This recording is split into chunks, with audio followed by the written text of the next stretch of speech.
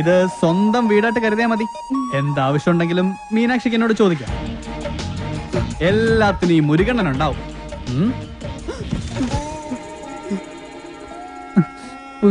ഇവിടെ നിൽക്കണ്ട. മഴ പെയ്തപ്പോ എല്ലാരും കരച്ചിലോടെ കരച്ചില്. പ്രായമായ പെൺകുട്ടികളെ കൊണ്ട് ആശാൻ എങ്ങോട്ട് പോനാ? ഞാൻ പറഞ്ഞു മല്ലയ്യ അത്ര മനസാക്ഷി ഇല്ലാത്ത ആളൊന്നുമല്ല, വലിയ വീടല്ലേ ഇവിടെ കിടക്കണേ, നിങ്ങളെ ഇങ്ങോട്ട് കൂട്ടിക്കൊണ്ട് വന്നാൽ മല്ലയ്യക്ക് സന്തോഷമാവുള്ളൂന്ന്. ഈ മനസ്സ് എനിക്കറിഞ്ഞൂടെ? നിന്റെ ആസനത്തിൽ നീ തന്നെ സുണ്ണാമ്പ തേച്ചാ മതി. എന്റെ അടുത്ത് പറഞ്ഞു ആന്തി മകനെ, നന്നെ ഞാൻ മൂർക്കാൻ കൊണ്ടിയാ നീനു. ആ പെണ്ണിനെ അവിടെ കണ്ടപ്പോഴേ ഇവന് തുടങ്ങിയതാണ് ക്രിമികടി. ഇവന്റെ ആസനത്തിൽ സുണ്ണാമ്പ് തന്നെ തേക്കണം. അവരെ ഒരു വാടക വീട് കണ്ട് അങ്ങോട്ട് മാറ്റും. ശരി. അതെ, ഈ നാട്ടിൽ എവിടെങ്കിലും വാടക വീട് കണ്ടുപിടിച്ചോണ്ട് വന്നാ തന്നെ ഞാൻ കൊല്ലും. ഇവിടെ അഹങ്കാര കട്ടാത്തോന്നും ഞാൻ ഇവിടെ വീട്ടിൽ വന്ന് താമസിക്കണം. കൊമ്പുനോടു കൊള്ളാം. നിനക്ക് ഡ്രൈവിങ്ങിനേക്കാളും നല്ലത് കുക്കിംഗ്. എല്ലാം നല്ല രസമായിട്ടുണ്ട്. താങ്ക്സ്. ഇതെല്ലാം ഉണ്ടാക്കിയത് ഞാനല്ല, ഈ ഗൗരിയ. ഓ, ആരെ നല്ല എല്ലാം ഭയങ്കര ഉപ്പ്. എല്ലാത്തിനും നല്ല ടേസ്റ്റ് ഉണ്ടല്ലോ. നിന്റെ നാക്കല്ല എന്റെ നാക്ക്, എന്റെ നാക്കല്ല നിന്റെ നാക്ക്. മുച്ചോട്ട് തിന്നോ നന്മകനെ. ഈ ചമ്മന്തി ഞാൻ ഉണ്ടാക്കിയതാ. ഇതുകൊണ്ട് ഊണ് കളിക്കാം. അല്ലെങ്കിലും മീനാശി എല്ലാത്തിലും മുടിക്കുക, കാണാനും മുടിക്കുക. പിന്നെ വേറെ ചില ഹുടികൾ കുട്ടി കൊബ്ബയില്ല അഹങ്കാരം കുട്ടി കൂടെ ഇരിക്കേ. ഞങ്ങൾ പിന്നെ കഴിച്ചോളാം. കൂത്തൊള്ളി വേണ്ട മല്ലയ്യ. നീ എന്താടാ എഡ്വിട്ടെ? വയറ് നിറഞ്ഞു. നിറഞ്ചാ മീനാക്ഷി, മല്ലയ്യ ഒരു ജ്യേഷ്ഠനായിട്ട് കണ്ടാ മതി കേട്ടോ. എന്തേ? അല്ല, ഒടുക്കത്തെ ഗ്ലാമറായിട്ട് ഇറങ്ങിയിരിക്കാം. പിന്നെ എനിക്ക് കുറച്ച് കാര്യങ്ങൾ സംസാരിക്കാനുണ്ട്. രാത്രി കഥവിന്റെ കുറ്റിയിടല്ലേ? മീനാക്ഷി, മീനാക്ഷി എത്ര അവൻ എന്താ പറഞ്ഞത്? എത്ര നേരമായി ഞാൻ പെൺകുട്ടികളുള്ള വീടാ. ഇങ്ങനെ റോന്ത് വിറ്റി കിടന്ന മറ്റുള്ളവർ എന്ത് വിചാരിക്കും? വെറുതെ ചീത്തപ്പേരുണ്ടാക്കാതെ പോയി കിടന്ന് ഉറങ്ങും. നമുക്ക് നേരെ വെളുക്കുന്നത് വരെ സംസാരിക്കാം. രാത്രി മുഴുവൻ സംസാരിക്കാൻ നമ്മൾ എന്തോന്ന് കാമുകന്മാരാ? എനിക്ക് ഉറക്കം വരുന്നു. ഒന്ന് പോയി കിടന്ന് ഉറങ്ങുമോ? ഉറങ്ങണം, പക്ഷേ അതിനു മുമ്പ് ഒരു കാര്യമുണ്ട്. എന്താ ഇത്? എന്ത് കാണിക്കുന്നേ? അയ്യേ, എന്താ ഇത്? എന്നെ കൊണ്ട് ഭരതനാട്യം കളിപ്പിക്കാൻ പോന്നാ? ഇല്ലെങ്കിൽ നീ നിനക്ക് സീത പേരുണ്ടാക്കും. വാല് പുറത്തിന് പൂട്ടാൻ പറ്റില്ല. നീ എഴുന്നേരി നടന്നാൽ എനിക്കറിയും. അവൻ ആരെഴുന്നേറ്റ് നടക്കാൻ പോന്നു? കാലിങ്ങനെ അനക്കല്ലേ ശബ്ദം കേൾക്കും. നീ നടക്കുന്ന ശബ്ദവും കാലണക്കുന്ന ശബ്ദവും എനിക്കറിയാൻ പറ്റും. എഴുന്നേറ്റ് നടന്നാൽ ഞാൻ മകനെ കൊള്ളും, ഞാൻ കൊള്ളും. കർണാടക നിറ താഴും താക്കോലിട്ട് ഇറങ്ങിക്കാം. എന്ത് കണ്ടാലും പൂട്ടാൻ.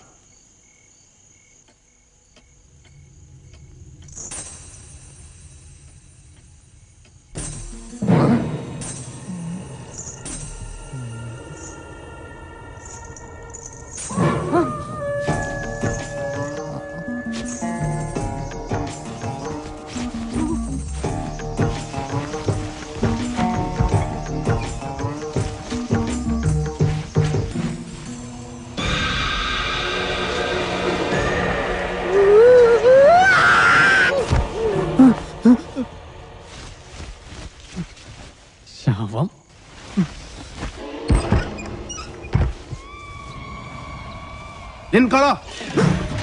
മല്ലയ്യ എവിടെ ഒന്ന് വിളിക്കുക?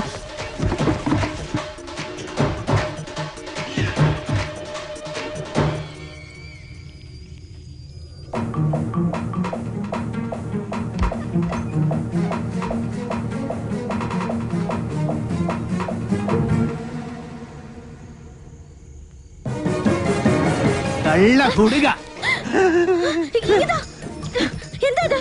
മുരുകൻ. മുരുകൻ മുരുകനല്ല, ശ്രീകൃഷ്ണ. സോറി. എന്താ? സോറി.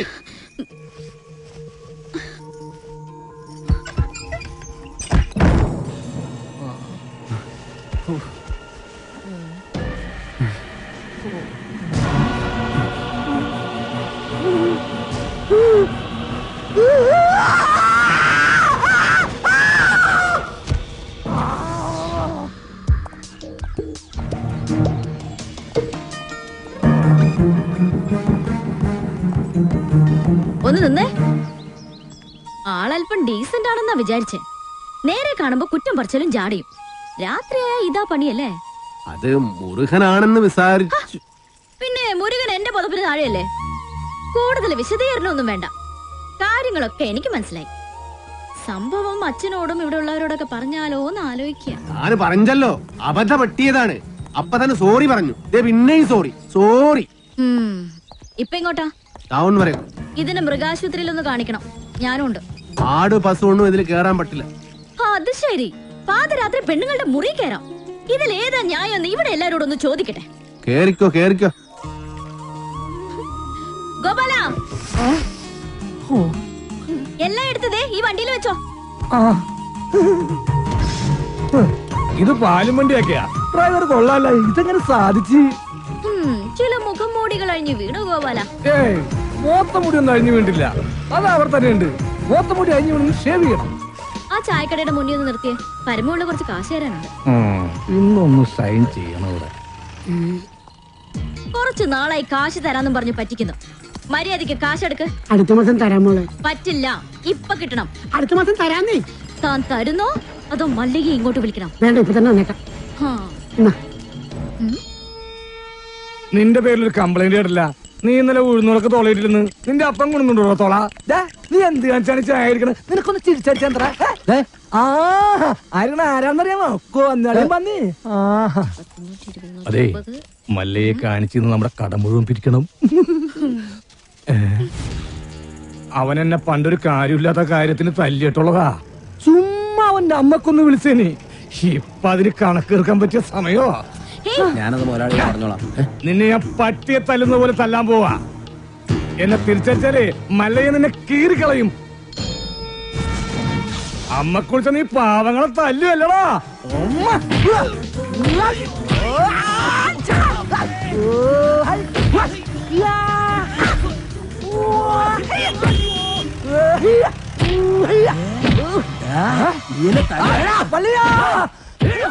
എന്നെ എത്ര വേണമെങ്കിൽ അമ്മ കുളിച്ചോ. ഐശ്വര്യമായിട്ട് ഹോസ്പിറ്റലിൽ ജോയിൻ ചെയ്യാൻ ഇറങ്ങിയതാ. ഈ ബൈക്ക് ഇങ്ങനെ ചതിക്കുമെന്ന് ഞാൻ കരുതിയില്ല. നീ ടെൻഷൻ ആവണ്ട, കവലയിൽ ഞാൻ ഓട്ടോ പിടിച്ചു തരാം. ഓ, എന്തോന്ന് ടെൻഷൻ? മെറിറ്റ് അടിസ്ഥാനത്തിലല്ലാതെ കാട്ടാപ്പള്ളിയുടെ റെക്കമെൻഡേഷനിലാണ് ജോലി കിട്ടിയതെങ്കിൽ അത് വേണ്ടെന്ന് വെച്ചിട്ട് പോരാനാണ് എന്റെ തീരുമാനം. ഏതായി ചപ്രത്തലേ? എന്നെ മനസ്സിലായെന്ന് തോന്നുന്നു. ഞാൻ മഹാചട്ടമ്പി ആണെങ്കിലും എന്നെ വിശ്വസിക്കാം. ഞാൻ ദശമൂലം വൈദ്യരാണോ? ശിവനാണല്ല. തല്ലിന് പോകുന്നതിന് മുമ്പ് ദശമൂലാരിഷ്ടം കഴിക്കുന്നത് കൊണ്ട് ചിലർ അങ്ങനെ വിളിക്കും. ഒരുത്തനെ വെട്ടി അരിഞ്ഞ് അവന്റെ ദശ മുഴുവൻ ഒരു മൂലക്കിട്ടത് കൊണ്ടാണ് അങ്ങനെ വിളിക്കുന്നതെന്ന് മറ്റു ചിലർ. നിങ്ങൾക്ക് ഇതിൽ ഇഷ്ടമുള്ളത് വിളിക്കാം, തള്ളക്ക് വിളി ഒഴിച്ച്. ദശമൂലത്തിന് ഇപ്പൊ എന്താ വേണ്ടേ? അതെ, കാട്ടാപ്പള്ളിക്ക് ഒരുപാട് ശത്രുക്കൾ ഉള്ളതാ. അതുകൊണ്ട് കാട്ടാപ്പള്ളി കെട്ടാൻ പോകുന്ന ഈ ഡോക്ടർ പെണ്ണിന് നേരെയും ചിലപ്പോൾ ആക്രമണം ഉണ്ടായേക്കാം. അതിനൊരു പ്രൊട്ടക്ഷൻ എന്ന നിലയിൽ ഒരു കാവൽപ്പട്ടിയെ പോലെ എന്ന് ഞാൻ ഉണ്ടാവും. എനിക്ക് ആരുടെയും പ്രൊട്ടക്ഷൻ ആവശ്യമില്ല. ദശമൂലം പോണം. അയ്യോ, അങ്ങനെ പറഞ്ഞൂടാ. പിന്നെ ഞാൻ എന്തിനു വന്ന?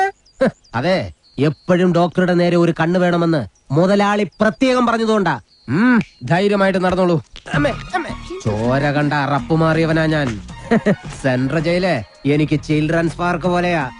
ഏത് കൊമ്പം വന്നാലും ആ കൊമ്പ് ഒടിച്ചു കളയും ഈ ദശമൂലൻ. മല്ലയ്യ വരുന്നുണ്ടല്ലോ. ആണോ?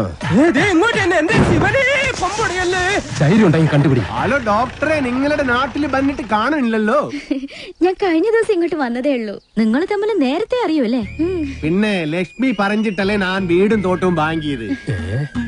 ഇവിടെ വന്നിട്ടുള്ള വീരകഥകളൊക്കെ ഞാൻ അറിഞ്ഞു. ആ കാട്ടാപ്പള്ളി ഇപ്പോ എന്നെ കെട്ടണമെന്ന് സ്വയം തീരുമാനിച്ചങ്ങ് നടക്കുക. അവന്നെ ഹോക കേളു.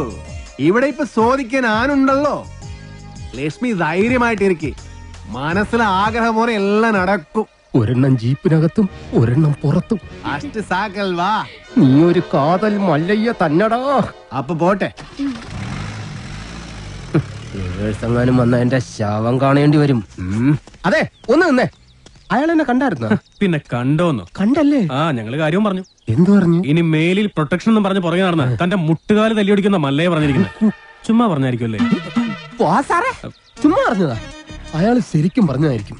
അയാൾ ചെയ്യുമെന്ന് പറഞ്ഞ ചെയ്തിരിക്കും. കുടുംബത്തെ കയറി വെട്ടിപ്പറിച്ചിട്ടിട്ട് പോകും. പിന്നെ നിങ്ങക്ക് താല്പര്യമില്ല, ഞാൻ ഇനി നടക്കുന്നില്ല. പോരാ.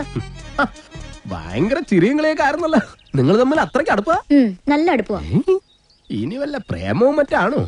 ഹലോ, ഒരു മിനിറ്റ്. ഇതാ വരുന്നേ. പുറത്താരോടും പറയണ്ട. ഇല്ല. പുള്ളിക്കാരൻ അവളോട് ഭയങ്കര പ്രേമ. ആ കാട്ടാപ്പിള്ളി കല്യാണം ഒഴിവ് പറഞ്ഞില്ലെങ്കിൽ കാട്ടാപ്പിള്ളിയെ തട്ടിക്കളയുന്ന മല്ലയെ പറഞ്ഞിരിക്കുന്നത്.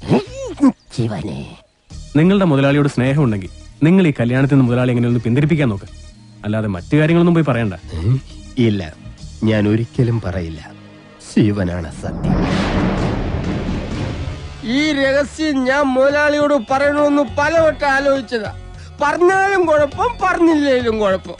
പറഞ്ഞാ മുതലാളി മല്ലയ്യോട് ചോദിക്കാൻ ചെല്ലും. മല്ലയ്യ മുതലാളിയെ തല്ലി കൊല്ലുകയും ചെയ്യും. പറഞ്ഞില്ലെങ്കിൽ മുതലാളി ആ ഡോക്ടറെ കെട്ടാൻ ചെല്ലും. അപ്പോഴും മല്ലയ്യ മുതലാളിയെ തല്ലി കൊല്ലും. എങ്ങനെ പോയാലും മുതലാളിക്ക് മരണം ഉറപ്പാണ്. ശിവന്, നീ കണ്ടോടാ മരണം ആർക്കാണെന്ന്?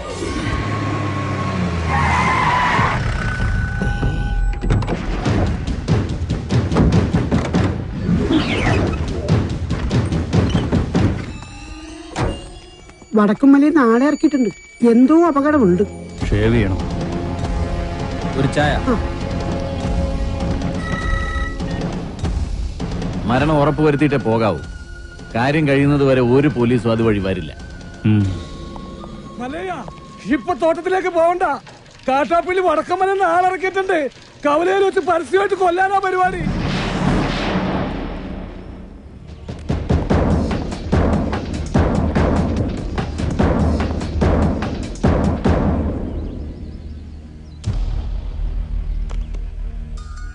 തോട്ടത്തിലേക്കല്ല, കവലയിലേക്കാ പോകുന്നത്.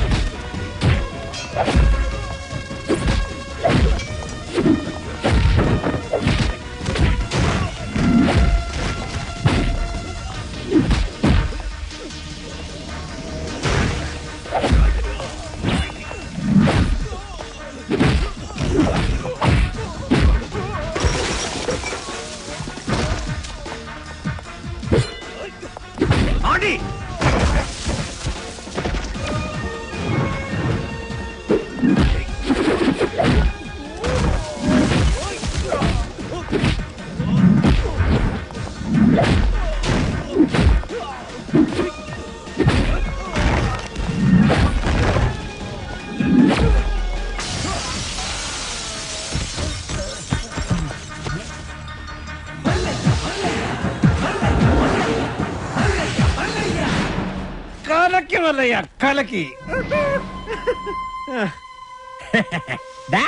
കാട്ടാപ്പള്ളി, എടാ നീ ആണാണെങ്കിൽ ഇറങ്ങി വാടാ. ഇപ്പൊ അങ്ങോട്ട് പോണ്ട. എന്താ പോയാല്? മതമിളകി ആന കുത്താൻ വന്നാലും നെഞ്ചു വിരിച്ച് നിൽക്കുന്നവനാണോ ഈ നാഗേന്ദ്രൻ? നിന്റെ വടക്കമ്മലക്കാരാണുങ്ങളുടെ മുന്നിൽ തോറ്റോടിയെ കണ്ടില്ലേ? നാണമില്ലടാ നിനക്ക് ഇങ്ങനെ നാറിയ കളി കളിക്കാൻ?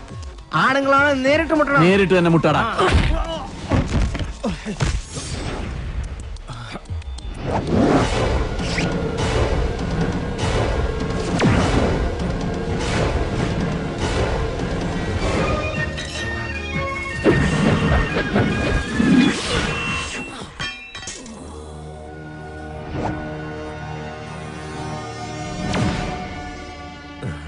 ഇത് നിന്റെ നെഞ്ചിന് നേരെ എറിയാൻ അറിയാൻ മേലാഞ്ഞിട്ടല്ല.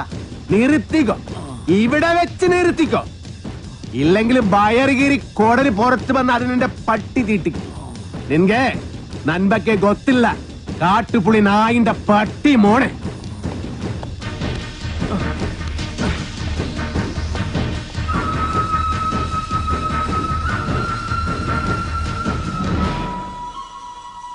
നിങ്ങളൊക്കെ തന്നെയാ കാട്ടാപ്പള്ളി ഇത്രയും വളർത്തിയത്. ഒതുക്കണമായിരുന്നു, വളരെ മുമ്പേ ഒതുക്കണമായിരുന്നു. അറിയാൻ പാടില്ല, പക്ഷെ അവനെ കൊന്നിട്ട് ഞാൻ ജയിലിൽ പോകാൻ പാടില്ല. എന്റെ ശത്രു വേറെയാ. എന്റെ അച്ഛനെ 16 വെട്ടുവെട്ടിയിട്ട് കടന്നു കളഞ്ഞ എന്റെ ആജന്മ ശത്രു വീരു.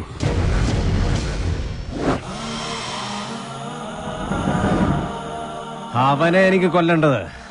അവൻ ചതിച്ചതെങ്ങനെയാന്ന് മല്ലയ്ക്ക് അറിയണ്ടേ? ഒരിക്കൽ മസിനഗുഡിയിലെ തോട്ടത്തിൽ നിന്ന് അച്ഛൻ മടങ്ങി വരികയായിരുന്നു.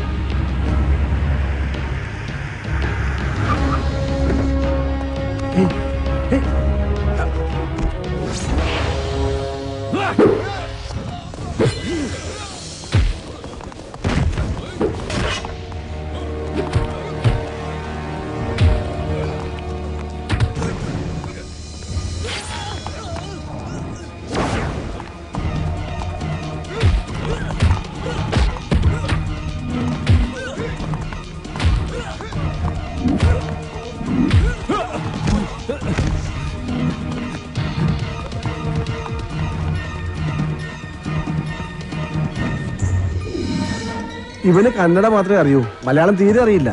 ആരും പോലും ഇല്ലാത്തവനാ. വീരുന്ന പേര്. ഒരു മകനെ പോലെ തന്നെയാ അച്ഛൻ അവനെ കൊണ്ടു നടന്നത്. ഒരു കൂടപ്പറപ്പിനെ കിട്ടിയെന്ന് ഞാനും കരുതി.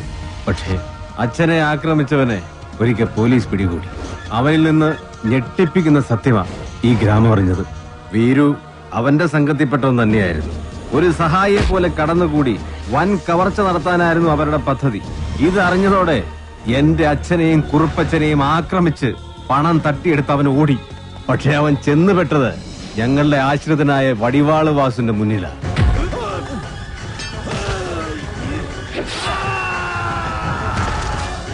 രക്ഷപ്പെടാനാവാതെ കാട്ടിലൊളിച്ച വീരുവിനെ അന്ന് രാത്രി പോലീസ് പിടികൂടി. പിറ്റേന്ന് തെളിവെടുപ്പിനായി അവനെ കൊണ്ടുവന്നപ്പോ എല്ലാ കുറ്റങ്ങളും അവൻ സമ്മതിച്ചു. പണം മോഷ്ടിക്കാൻ വേണ്ടിയല്ലേ നീ ഉണ്ണിത്താനെ വെട്ടിയത്? നീ മുദ്ദ താനെ അതന്നെ ഞാൻ കേൾത്തു. ഒളിപ്പിച്ചു വെച്ച തൊണ്ടി മുതൽ കണ്ടെടുക്കാൻ പോകുന്ന വഴി അവൻ പിന്നെയും ഒരു ചതി കാണിച്ചു. പോലീസും നാട്ടുകാരും എത്ര ശ്രമിച്ചിട്ടും അവനെ പിടികൂടാനായില്ല. അവൻ രക്ഷപ്പെട്ടു കളഞ്ഞു. പക്ഷെ ദൈവം ഉണ്ടെങ്കിൽ അവനെ എന്നെങ്കിലും എന്നെ കൺമുന്നിൽ കൊണ്ട് തരും. അന്ന് എന്റെ അച്ഛനെ വെട്ടിയതുപോലെ അവനെ വെട്ടിയെറിഞ്ഞ് നാട്ടുകാരുടെ മുന്നിലിരുന്ന് ഞാൻ. അത്രയ്ക്ക് ദ്രോഹമാ ഈ കുടുംബത്തോടവൻ ചെയ്തത്. അവനെ മകനെ പോലെ സ്നേഹിച്ച മനുഷ്യനെയാണ് അവൻ ജീവച്ഛവം പോലെ കടത്തിയത്. അവന്റെ ക്രൂരതങ്ങൾക്ക് കാണണ്ടേ? നോക്ക,